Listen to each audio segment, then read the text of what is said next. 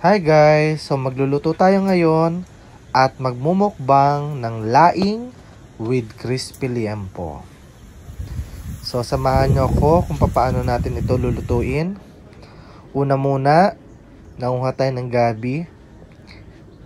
Ayan, fresh gabi pero papatuyuin natin yan. So, ayan ang ating liempo. Hinuhugasan muna natin. Kailangan malinis ang ating liempo bago natin pakuluan. Lalagyan natin yan ng bawang, pamintang buo at saka konting luya. Naggata na rin tayo. Ayan. Nagtatapas tayo ng niyog. Sarili nating niyog. At syempre kakayudin din natin. Kayod lang ng kayod. Bawal ang mapagod.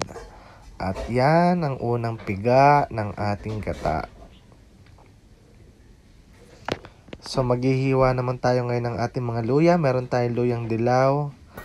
Tapos meron tayong sibuyas bawang. Ayan, malambot na ang karne para sa ating crispy liempo. Ngayon naman lulutuin na natin ang ating laing. Simulan natin sa paggigisa ng ating luya. Ayan, luyang dilaw at saka yung luya na normal. Tapos sunod naman natin itong ating sibuyas. Tapos naglagay tayo ng bagoong or alamang.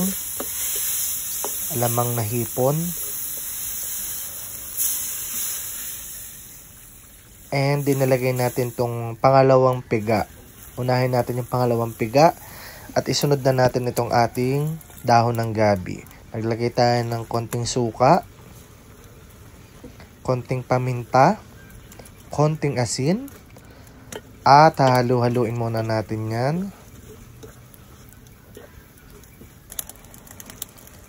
And then, nung maiga na yung pangalawang piga, nilagay naman natin tong unang piga. Para mas creamy ang ating laing, naglagay tayo ng konting brown sugar. Tapos konting patis, dagdag lasa, halu-haluin lang ulit natin. And maglalagay tayo dyan ng siling haba. Tapos takpan muna natin. At iprito na natin ang ating liempo. Ayan, di ba? Ang bilis maluto ng ating liempo. Syempre, lakas ang ating apoy. Pero i-refry natin yan mamaya. So ito na nga, naglagay tayo ng konting pawisit na tubig para mas crispy pa ang ating liempo at luto na ang ating laing. At tayo ay kakain na ng napakasarap at perfect match na crispy liempo at laing with siling haba. Kain po tayo. Okay guys.